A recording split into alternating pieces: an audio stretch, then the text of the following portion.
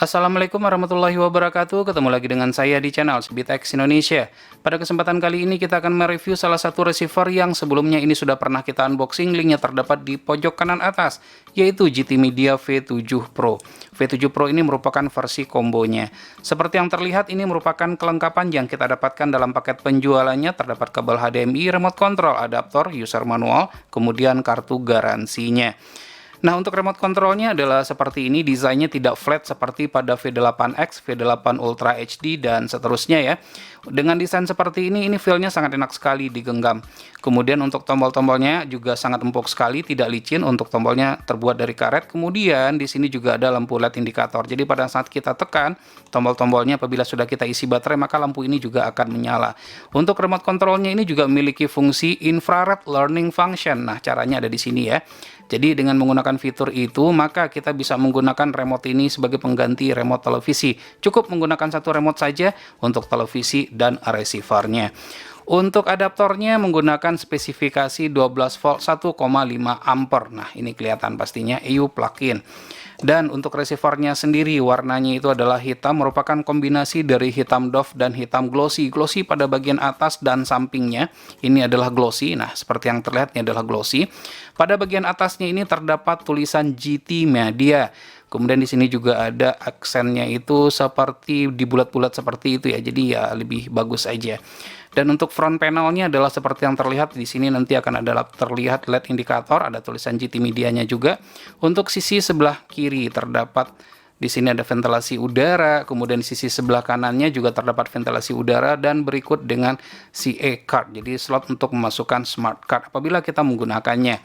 Nah, ini merupakan pada sisi bagian belakangnya terdapat berbagai macam port, kemudian juga terdapat switch utamanya. Jadi menggunakan switch utama, kemudian juga terdapat port untuk adaptor 12 volt, kemudian ada USB port, terdapat 2 buah. Nah, kemudian di sini juga ada port RF to TV, kemudian ada juga AV out. Dengan adanya AV out ini tentunya receiver ini masih tetap dapat kita gunakan pada televisi tabung.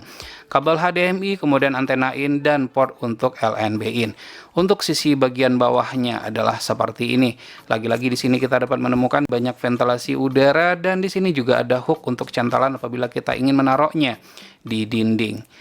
Nah, baik, selanjutnya kita akan coba untuk menyalakan receiver ini. Mudah-mudahan fiturnya, kemudian segala kelebihan-kelebihan yang terdapat di dalam receiver ini sesuai dengan ekspektasi kita.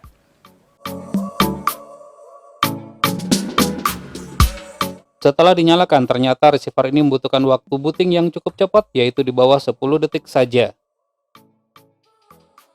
Untuk tampilan user interface sama seperti produk-produk GT Media lainnya, simple namun tetap eye-catching. Pada saat kita tekan tombol info, maka kita dapat melihat tampilan seperti yang terlihat.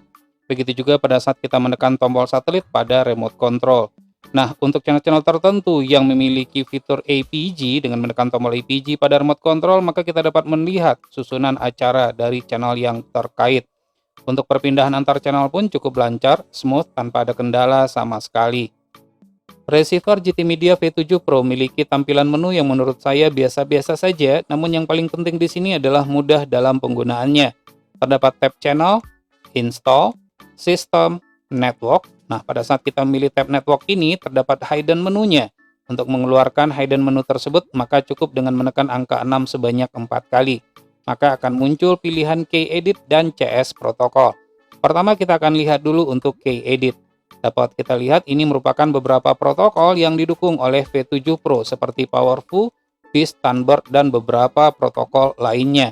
Kemudian untuk CS protokol, kita juga bisa melihat beberapa protokol lainnya yang didukung seperti CC-Cam, New-Cam, dan MG-Cam.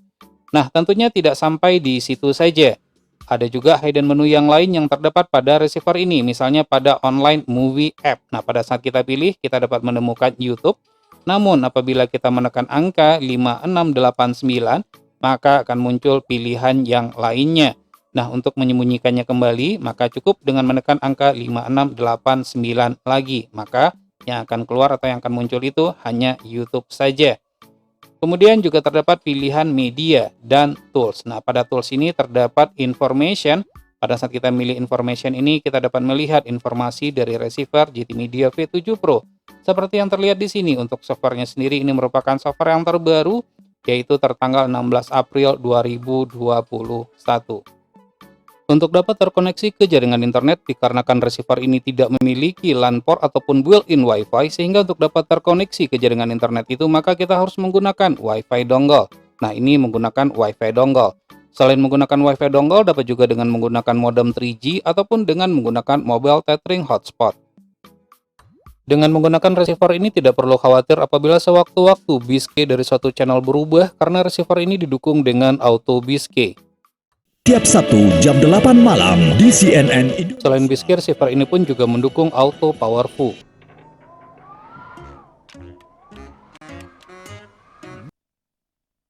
It's going to take these guys about 124 minutes. Did you hear that? One, or you could be scrapping. Kabar gembira bagi penggemar channel-channel yang terdapat pada satelit Cinasat 6A dan Cinasat 6B, di mana receiver ini juga mendukung format AVS+.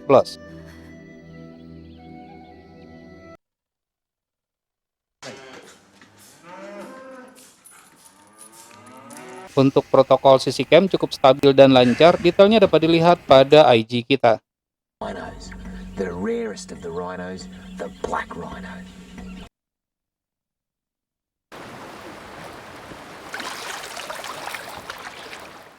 Sayangnya tidak seperti yang tertulis pada spesifikasinya, ternyata receiver ini tidak mendukung untuk T2MI. Hal ini sudah diteruskan ke pihak GT Media untuk segera diperbaiki. Walaupun tidak untuk T2MI namun mendukung untuk multi-stream. Dikarenakan saya berada di luar BIM, maka dapat kita cobakan dengan cara memasukkan frekuensi dan simbol rate-nya pada satelit ABS-2.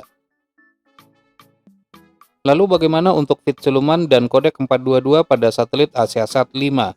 Untuk feed siluman dipastikan receiver ini tidak mendukung, namun untuk kodek 422 sangat dimungkinkan sekali apabila terdapat fitur 1 IP. Namun sangat disayangkan, fitur 1 IP tersebut tidak terdapat pada receiver ini. Mudah-mudahan untuk upgrade firmware berikutnya, fitur 1 IP tersebut ditambahkan. Tidak hanya berfungsi sebagai DVB-S2 atau yang lebih kita kenal sebagai receiver parabola, namun GT Media V7 Pro ini juga dapat kita gunakan untuk menangkap siaran-siaran televisi digital atau yang lebih kita kenal dengan DVB-T2.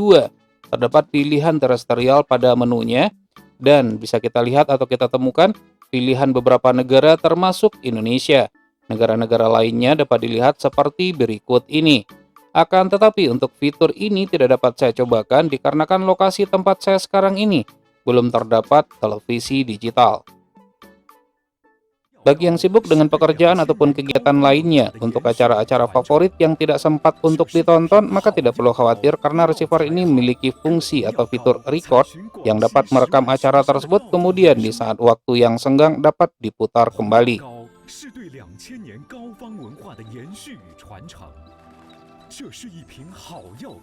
Selain record juga terdapat fitur time shift yang berfungsi untuk menghentikan tayangan untuk sementara waktu dengan tujuan agar kita tidak kehilangan momen pada saat kita menonton acara tersebut.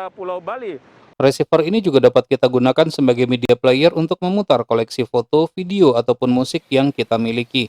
Untuk video, resolusi maksimalnya adalah Full HD dengan kualitas gambar yang tajam dan smooth sekali.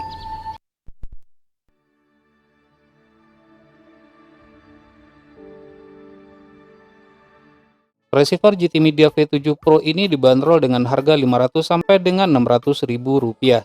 Harga yang cukup reasonable dan terjangkau menurut saya. Selain dapat digunakan sebagai receiver parabola, ini juga dapat digunakan untuk menangkap siaran-siaran televisi digital. Kekurangan dari receiver ini adalah tidak memiliki koneksi LAN port ataupun built-in Wi-Fi, sehingga kita harus menyediakan USB Wi-Fi dongle dengan chipset MT7601. Memiliki fitur-fitur penting seperti auto biskey dan auto powerful dan CC cam yang sangat stabil dan lancar sekali. Selain itu juga mendukung multi-stream, namun sayangnya belum T2MI. Baik, demikianlah review dari GT Media V7 Pro ini, semoga bermanfaat. Jangan lupa untuk terus mensupport channel ini cukup dengan cara subscribe, share ke teman-temannya, dan tekan lonceng agar selalu mendapatkan notifikasi video terbaru. Terima kasih, sampai ketemu lagi di video berikutnya.